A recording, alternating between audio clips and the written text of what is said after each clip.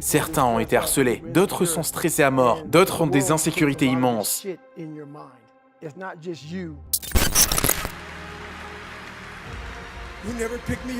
Tu ne m'as jamais aidé lorsque j'étais à terre,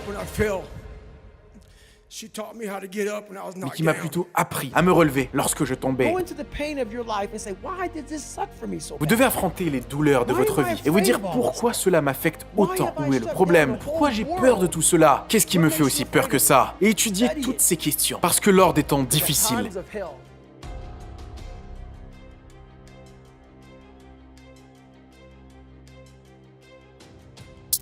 salut à toi et bienvenue chez Au revoir Patron. Tu as sûrement déjà entendu parler de l'unique David Goggins. Aujourd'hui, nous allons voir qu'est-ce qui l'a poussé à devenir l'un des hommes les plus impactants de sa génération. Avant de commencer, assure-toi de télécharger les 10 conseils pour dire au revoir patron dans la description. Si tu aimes cette vidéo, n'oublie pas de la partager autour de toi. David Goggins est souvent décrit comme l'homme le plus dur de la planète, détenant le record mondial des tractions avec 4000 tractions en 17 heures. Il est aussi un super coureur de marathon avec plus de 60 courses à son compteur. Tout le monde pense que je suis Superman, alors je me devais de leur dire la vérité. Je n'ai pas toujours été l'homme que vous voyez maintenant. David Goggins est le seul membre de l'armée de force américaine à avoir terminé l'entraînement des Navy SEAL. Il m'a massacré. J'avais des notes sur mon cahier qui disaient « On va te tuer, sale noir ». C'est là que la guerre a commencé pour moi. Athlète, maître de conférences, soldat et best-seller du New York Times, c'est celui dont on dit l'homme le plus dur de la planète. Pourquoi la vérité est-elle si importante? À ce moment-là, j'avais environ 7 ou 8 ans. Il faisait nuit, je m'apprêtais à dormir, et au moment où je rentre dans mon lit, j'entends du grabuge dans la maison. En allant regarder, je vois mon père en train de frapper ma mère. Il la fait tomber par terre, et puis il l'attrape par les cheveux en la traînant derrière lui. À ce moment-là, je me dis, je dois faire quelque chose. Et en même temps, je suis jeune et j'avais peur. Mais il y avait cette voix dans ma tête qui me disait qu'il fallait agir. Alors je descends vers lui et je lui saute sur le dos. Mais il arrive à m'attraper et là, il me massacre. Il me frappe littéralement du cou jusqu'aux chevilles. Le lendemain, j'avais cours pour une demi-journée. Et donc, ma mère me réveille le matin. Et en enlevant la couverture, elle voit les bleus sur mon corps. Je n'oublierai jamais son regard à ce moment-là. Elle était dévastée.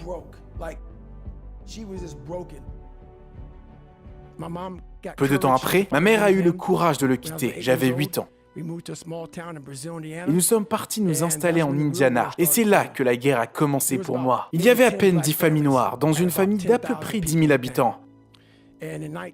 Et à cette époque-là, le Ku Klux Klan avait marché lors de la cérémonie du 4 juillet. Et donc, étant jeune et faisant partie de la petite communauté noire dans une ville de blancs à cette époque-là, ça faisait peur. J'avais des notes sur mon cahier qui disaient « On va te tuer, sale noir ». Et ça, c'est le début des années 90. Et même si je ne montrais pas que cela me faisait peur, en réalité, toutes les peurs et les insécurités que j'avais depuis mon enfance à cause de mon père me faisaient qu'empirer.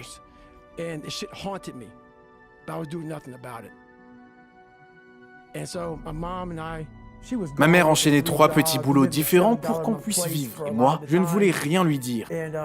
Je lui ai toujours tout caché, parce que je sentais que j'étais l'homme de la maison. Et donc, je lui racontais jamais rien sur ma vie. Mon parcours scolaire était catastrophique. Je ne faisais que copier sur les autres. Une fois, on reçoit une lettre de mon lycée et ma mère me lit cette lettre qui dit que ça ne peut pas continuer comme ça, que je rate la majeure partie des cours parce que ma mère n'était jamais à la maison, donc je ne partais pas en cours. Elle a mis la lettre sur mon lit et là, j'ai craqué. Je ne voulais pas revivre une autre situation comme celle que j'ai vécue. Et donc, je me suis réfugié dans des habitudes qui étaient en réalité malsaines pour moi. J'avais pris plus de 55 kilos. Je suis passé de 80 kilos à presque 140. J'ai commencé à travailler à 24 ans, un job où je devais éliminer les cafards des maisons. Et un soir, je rentre à la maison.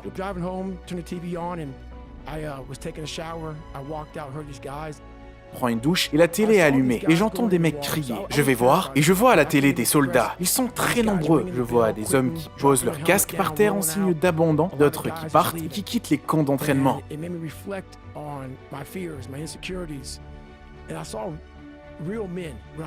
J'ai aussi vu d'autres hommes, de vrais hommes qui restent et qui combattent peu importe la difficulté de l'entraînement. Et moi, j'ai toujours remis la faute sur d'autres éléments dans ma vie. Mon père, par exemple.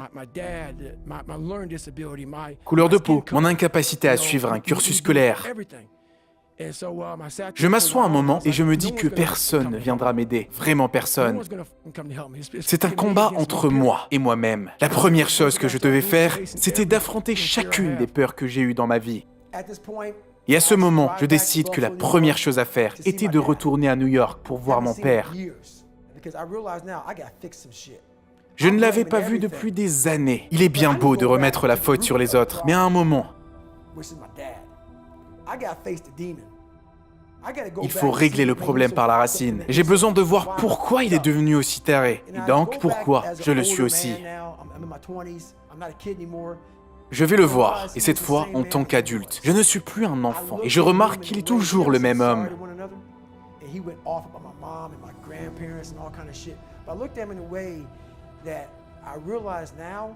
Je le regarde, et je comprends pourquoi il est devenu comme ça.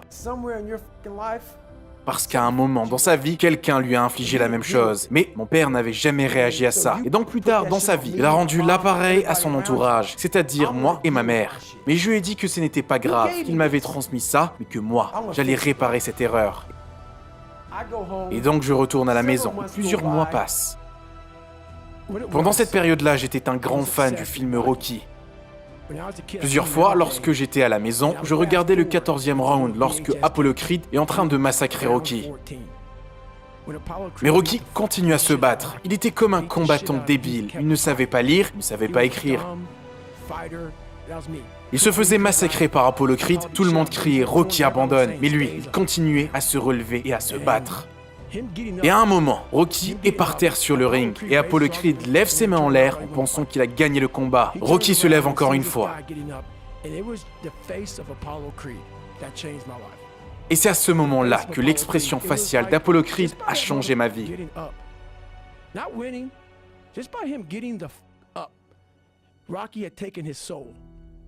On peut voir clairement le regard d'Apollo qui se dit « Mais de quoi est fait cet homme ?»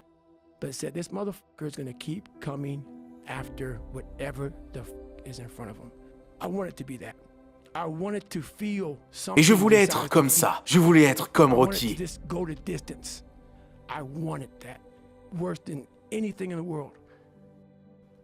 Et là, je me suis dit, je crois qu'il est temps de devenir un Navy SEAL. La semaine de l'enfer est faite de 130 heures d'entraînement consécutives. Vous pouvez dormir 2 heures seulement. Ce programme-là est fait clairement pour détruire un homme. Parce que pour beaucoup d'entre nous là-bas, on a connu des périodes difficiles dans nos vies. Certains ont été harcelés, d'autres sont stressés à mort, d'autres ont des insécurités immenses. Je devais renforcer mon esprit. Tout est dans ce que je devais dire à moi-même, évidemment, accompagné de beaucoup de travail et d'efforts. Nous avons un mécanisme bien précis dans notre cerveau, et c'est un mécanisme de survie. Il nous protège de la douleur et de la souffrance. Dès qu'on sent une douleur ou une souffrance dans notre esprit, on se dit « Oh non, il faut éviter ça, il faut qu'on se pose, qu'on réfléchisse et qu'on trouve une solution. » Notre esprit connaît nos insécurités, connaît nos plus profondes peurs et nos plus profonds mensonges. Donc, automatiquement, il va essayer de nous pousser vers l'avant pour s'éloigner de tout ça. J'ai dû construire et renforcer mon esprit. La seule façon de surmonter tout ça était d'endurer les pires choses qu'un être humain pouvait endurer. Et c'est la seule façon de construire un esprit assez fort qui peut affronter n'importe quelle épreuve dans la vie. Retired Navy SEAL David Goggins is described as the toughest man on the planet. Vous êtes le seul membre de l'armée américaine à avoir terminé l'entraînement des Navy SEAL, l'entraînement de l'école des Rangers et l'entraînement de l'armée tactique Air Force. Vous avez participé à plus de 60 ultramarathons, triathlons et ultra-triathlons. Vous avez battu le record mondial des tractions avec 4030 tractions en juste 17 heures. Pourquoi la vérité est-elle si importante? Je me devais de leur dire d'où je viens exactement, pour donner de l'espoir aux gens. Quand je vois les gens dire « Ah waouh, il revient de loin », J'aimerais remercier ma mère.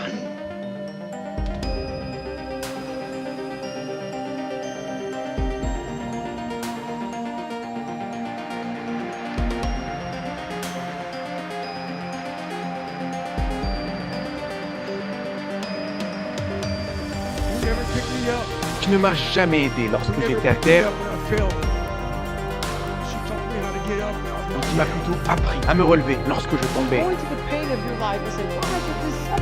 Vous devez affronter les douleurs de votre vie et vous dire pourquoi cela m'affecte autant. Où est le problème? Pourquoi j'ai peur de tout cela? Qu'est-ce qui me fait aussi peur que ça? Et étudier toutes ces questions. Parce que lors des temps difficiles,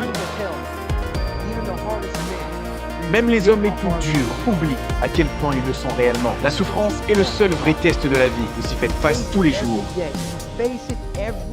Vous y faites face chaque jour de votre vie.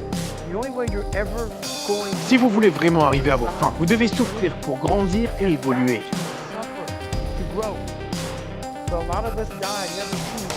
Beaucoup d'entre nous meurent en voulant éviter ce processus. Merci à toi d'avoir suivi ce discours très inspirant sur la vie de David Goggins. N'hésite pas à nous dire en commentaire ce que tu en penses. Quelle leçon as-tu tiré de cet extrait? Et surtout, n'oublie pas de t'abonner pour ne rien manquer de nos prochaines vidéos et de télécharger les 10 conseils pour dire au revoir patron dans la description. Quant à nous, on se dit à la prochaine pour une nouvelle dose d'inspiration. À très vite.